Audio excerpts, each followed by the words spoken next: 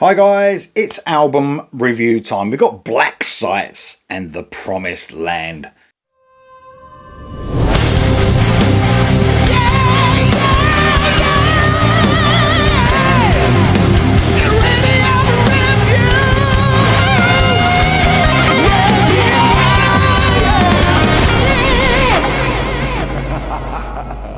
This album's coming out on September the 6th. This is an American metal band formed in 2016. So how this band is described on the promo that was sent me is old school metal, 80s thrash with prog and melodic styles. Yeah, I would say that's pretty accurate. There's a few more things I want to obviously add talking about this review, but man, it is definitely melodic. It's definitely got this sort of early 80s, even new wave sort of feel to it, and definitely, I mean, new wave sort of influenced 80s thrash, I suppose. So yeah, it's definitely got those styles. This is the fourth full-length album and the first time I've heard of this band. I did a reaction to them a couple of weeks ago, and that's how I sort of spurred me on to do this album review.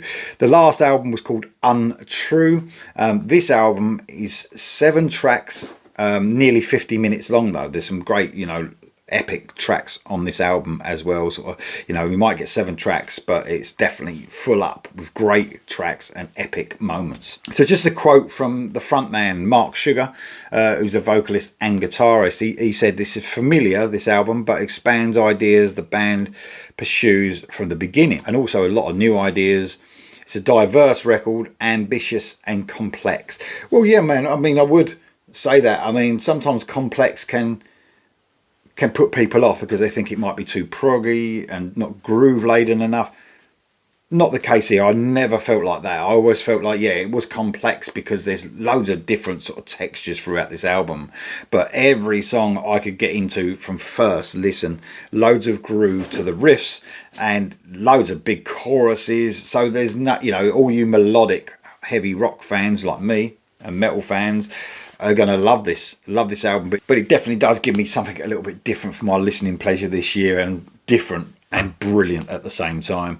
So the band cites Sabbath, King's X as influences, and I can hear that for sure, but I also hear similarities of sort of newer bands, Spirit Adrift, Night Demon, and you can see why I love this band then, because those bands are just some of my favourites. This was produced by the frontman Mark Sugar.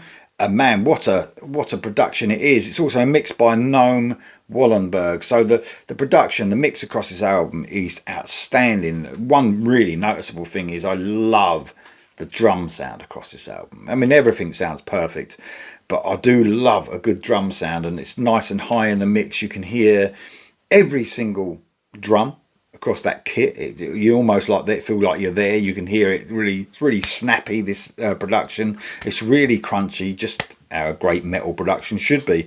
It's a very cool sounding record, really bright, sort of old style production, but dynamic sounding at the same time. So the guys in this band, Mark Sugar, I've already mentioned him a couple of times on vocals and guitar. This is guitar, guys. And his vocals are really they are that sort of early 80s sort of vibe for me, almost new wave of traditional heavy metal style vocal, a bit similar to the guy in Night Demon, I would say. And also joining on the guitars, you've got Ryan Bruchert. Like I said, this is just guitars. Man, this is like heavy, not extreme in any way. This is for you metal fans that love clean vocals, heavy guitar, loads of melody. And you got Brandon White on the drums, and he's new to the band, so that's cool. So a new member. I can't really compare the drums to the last album because I haven't heard any of the last album. This is new to me, like I said. Not sure who's doing the bass. It's nothing mentioned about bass on my promo, but I'm expecting one of the guitarists has done that, I would have thought. But the rhythm section is just great throughout this, and you got those you have slightly complex sort of rhythms and progressive elements, and of course some great drumming and bass to go along with that. I want to talk about my favourite songs on the album. You got Descent that starts this album off, a clean guitar sort of strums, and then a heavy riff hits hard, and you're off. That's that early sort of 80s thrash sort of element shines through on the beginning of this song. A sort of prog metal feel creeps in once the verses start, but it's the feel that makes it more proggy, rather than the, you know, the rhythm section. It's the feel of the song in general. Not any sort of unlistenable odd time signatures that throw you off. Far from it. The groove this song has is just irresistible. Just listen to the song at the 2-minute mark as well. There's a really cool bit where it changes up. Such a cool departure from the beginning as the band sort of hits a sort of 70s metal blues feel. Amazing start to the album. A cool track with plenty of groove to kick the album off. Dread Tomorrow is the next track I want to talk about. This song features Matt Johnson from the power metal band Pharaoh. A fast metal track that sort of hits hard straight out of the gate, man. That early 80s thrash and new wave of British heavy metal feel is all over this track for me. Although it's a fast, heavy track, it's sort of one of the catchiest tracks actually on the album. There's also plenty of sort of lead breaks and a really cool solo from Matt Johnson, I take it. And he's cited as doing the solo. There's an array of skill on that solo, including like shreds, twin leads, and everything in between. Very, very cool. The next track I want to talk about is Gideon. A slow, brooding, dark song. I did a reaction to this. My introduction to the band actually sort of turned me on to them. The track sort of really captures a cool atmosphere. Loads of light and shade throughout. Mark Sugar sounds great here, man, adding to that sense of dread and darkness with a haunting simplicity in a way as well, almost like gothic in tone. This song is an atmospheric, somber track. I fucking love it. The next track I want to talk about is World on Fire. Love this song. This was the first single, so I didn't cover this one at all, but man, I wish I did. Galloping riffs just dominate this brilliant track. Early 80s inspired riffs again, hit hard in a cool chorus, and the song like keeps this medium pace vibe until the halfway mark, and it comes to a sort of quiet section that sort of before building back up into the song again. There's a really cool guitar solo, outro if you like, with twin lead melodies. Brilliant, brilliant track. Chasing Eternity is the next track I want to talk about. Tom Draper from Spirit Adrift, one of my favourite bands, perhaps my favourite band at the moment, on guitar on here. Their thrash influence sort of sets the stage, a very classic sounding riff, but as this band, you know, they're so great at changing it up.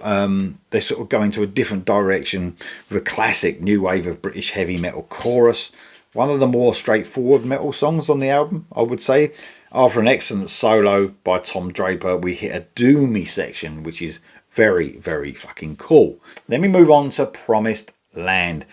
11 minutes and 42 seconds long. I did say there's a couple of long tracks on here. This is the longest by far.